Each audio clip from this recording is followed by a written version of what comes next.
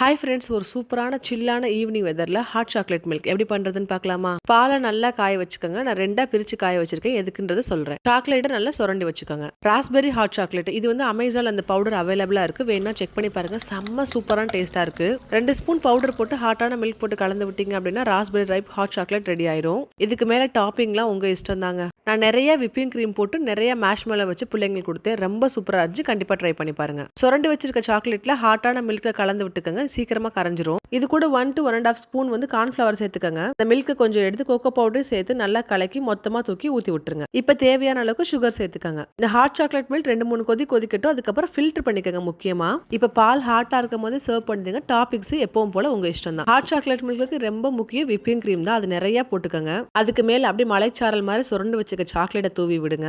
அதுக்கு மேல ட்ரிஸ்லிங் மாதிரி டாப்பிங், அதுக்கு மேல மேஷ்மெல்லோ அப்படியே வச்சு சர்வ் பண்ணி குடிச்சு பாருங்க. இந்த சில்லான கிளைமேட் முடியறதுக்குள்ள இந்த ஹாட் சாக்லேட் மில்க் கண்டிப்பா ஒன் டைம் ட்ரை பண்ணி பாருங்க.